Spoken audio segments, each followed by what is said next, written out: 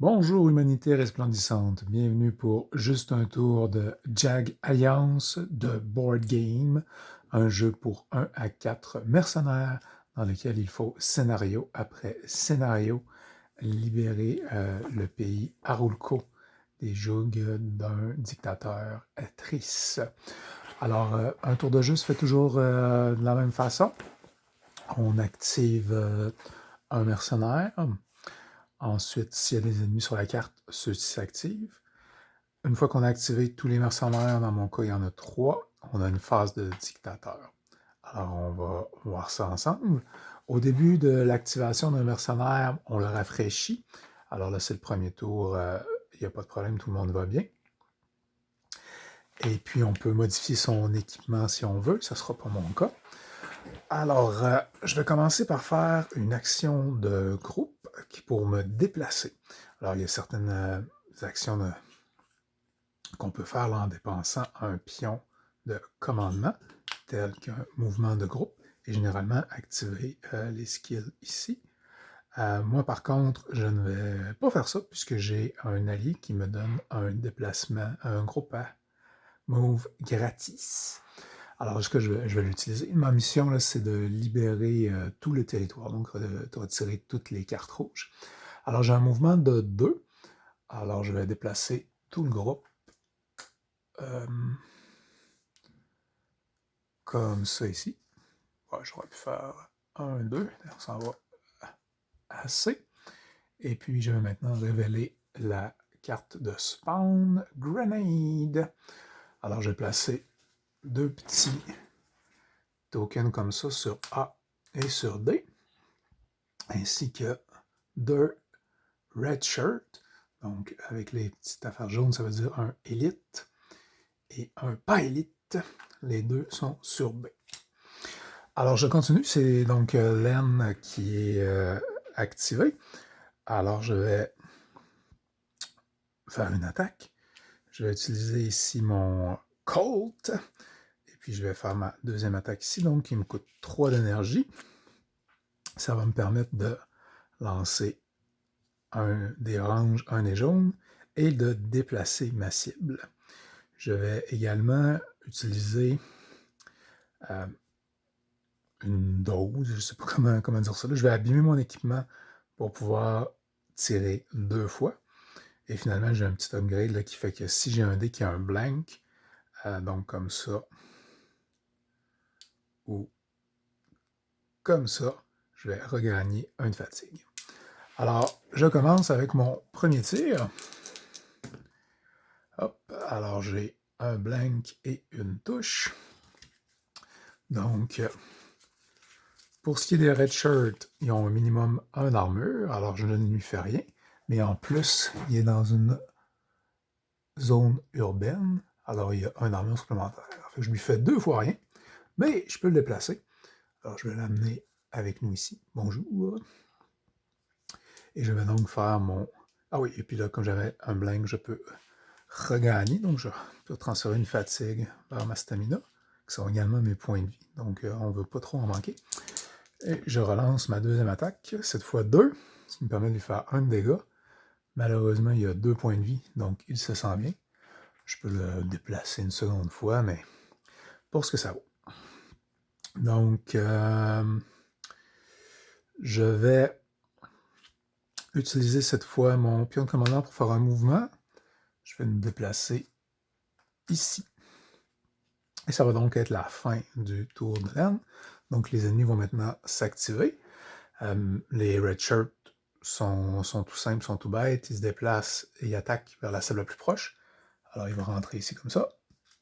Nous ne pouvons pas attaquer personne. Le second va attaquer. Alors, comme tiebreaker, il attaque le mercenaire actif, dans ce cas-ci, Len. C'est un red shirt d'élite. Alors, il va me faire 4 de dégâts et m'imposer la condition pin. Il y a un range de 1. Et donc, ça, c'est la valeur là, pour l'esquiver. Alors là, lui, il me fait 4 de dégâts. Ça, c'est réglé. J'ai maintenant le choix entre faire un test d'armure, et puis chaque succès va réduire le nombre de dégâts reçus, ou tenter de me cacher en utilisant du stealth. ce que je vais faire, si j'ai mon personnage est monté en stealth, alors j'ai 2 dés de base et j'ai du camo urbain, ce qui me donne un 3e dé. Et finalement, j'ai un allié ici qui me donne un 4e dé. Alors il me faut 2 succès. Un succès pour chaque red shirt qui est dans mon secteur. Le secteur étant la tuile.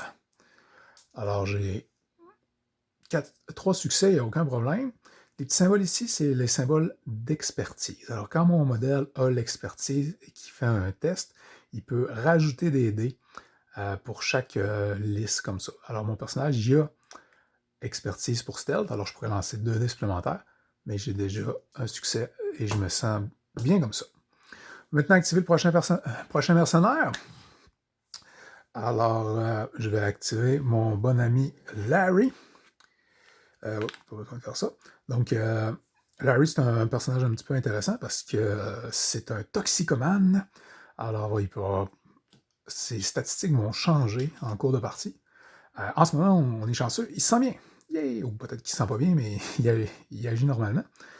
Alors, je vais faire la même chose. Je vais attaquer. Je vais générer 2 petits dés comme 2 de fatigue.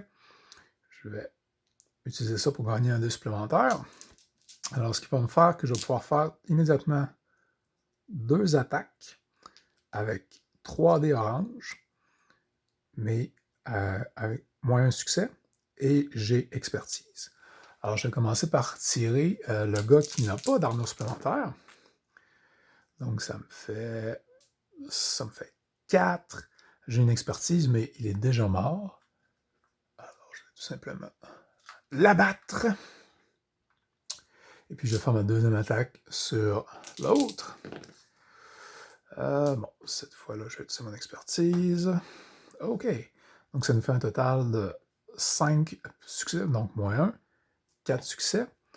Il a 2 d'armure, donc je lui fais au final, 2 dégâts. Ce qui fait qu'il va toujours bien, il est toujours frais. Je fais pas de mouvement à faire, rien.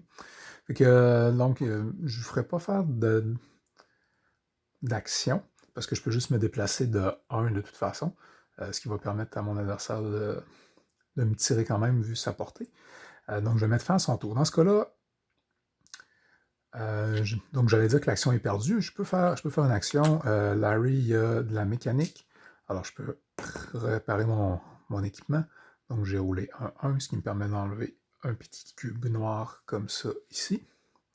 Hop. Et aussi, Larry, il a un allié qui lui permet de regagner de la fatigue lorsqu'il tue. Alors, c'est un pro, on a tué, on peut donc regagner 2 de fatigue, comme ça ici. Maintenant, c'est le moment de se faire attaquer. Alors, Larry, cette fois, lui, il va encaisser, tout simplement. Alors, peu importe qu'on reçoive des dégâts ou non, avec l'exception de la furtivité, on subit les conditions. Cet ennemi-là va me piner. Alors, dans mon prochain tour, mes actions vont me coûter 1 de fatigue de plus. Donc, je me mets ça comme ça. Donc, de base, j'ai un dé orange de mon exosquelette. J'ai, un dé rouge. Un dé orange avec mes arm plates. Et comme je suis dans une zone urbaine, je gagne également un dé jaune. Je pourrais endommager. Je vais le faire. On va y aller à fond la caisse, on exagère, pour avoir un dé orange de plus. Yes, donc j'ai roulé 5 succès, il me fait 4 de dégâts, donc il me fait 0 dégâts. C'est maintenant le tour de Fidèle. Donc Fidèle, il a son laser, il va faire comme les autres. 3 de fatigue. Celui-là, il tire seulement une fois. Ce qui est amusant, c'est qu'il peut ignorer l'armure. Alors, on y va comme ça ici. Donc, il fait 2 de dégâts sans armure. Je pourrais relancer un dé, mais donc mon red shirt, 4 points de vie. Sans armure, ça veut dire que c'est un cadavre. Alors, je l'abats avec une froideur toute professionnelle. Donc, même s'il n'y a plus d'ennemis, mon secteur n'est pas libéré parce qu'il reste des inconnus. Alors, il va falloir que j'aille gérer ça. Fidèle, quand il fait un mouvement de groupe, il peut se déplacer de 2 à cause d'un de ses alliés. Alors, on va profiter de ça pour pas trop se fatiguer. Quand on fait un mouvement de groupe, on amène le groupe, évidemment, mais on peut les déposer. Alors, je vais laisser mes amis ici et je vais poursuivre jusque-là. Hop! Donc, je me fais piner. Comme je joue seulement à 3 mercenaires, j'ai un pion de commandement supplémentaire que je vais maintenant utiliser pour faire un autre mouvement. Hop. Et voilà, donc le secteur est maintenant libéré. Je peux looter. Donc, si je regarde ici mon red shirt, les red shirts standards donnent un objet niveau 1, red shirt élite un objet niveau 2, plus le pion qu'il y a ici. Ça me fait donc 2 objets niveau 1, un objet niveau 2. Alors, qu'est-ce qu'on a trouvé? On a trouvé d'excitants cailloux.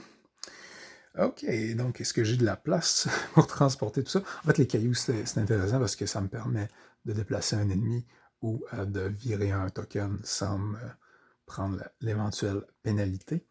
Donc, Len a un sac à dos qui lui permet de transporter 5 objets au lieu de 3, parce que lui qui en a déjà plusieurs. Alors, je vais prendre les 2 roches. Je n'ai pas d'utilité pour ça, à part potentiellement le vendre, mais je vais juste le laisser traîner dans la rue. Maintenant que mon secteur est libéré, moi, le dictateur que j'ai en ce moment, lui, son kick, c'est de bombarder les secteurs libérés. Alors, je vais mettre ça. À la fin du tour du dictateur, on va tous se prendre 3 de dégâts. Alors, c'était pas un super calcul de ma part. Maintenant que le secteur est libéré, il redevient une grosse zone. Alors, tous ces modèles-là là, sont considérés adjacents. C'est pas vraiment important à quel endroit ils se trouvent. Ça, c'est réglé. Maintenant, donc, pour le tour du dictateur, alors on va commencer par augmenter la menace, puisqu'il fait jour, donc on a tout le temps une menace. On va piger donc un événement de la couleur qu'il y a là, donc un événement vert. Oh, supply drop! On se fait tomber une autre affaire qu'on ne pourra pas ramasser. On a vraiment les mains pleines. Alors ça nous permet de réduire l'armure de 1 lorsqu'on fait une attaque. Je vais échanger, je vais lâcher une de mes précieuses pierres pour ramasser ces munitions. Et maintenant, le dictateur va nous bombarder, malheureusement. Alors, tous mes amis vont recevoir 3 blessures. Alors, on essaie tout le temps de prendre ça au milieu. Je dis ça, mais c'est pas vrai, je peux faire mon jet d'armure.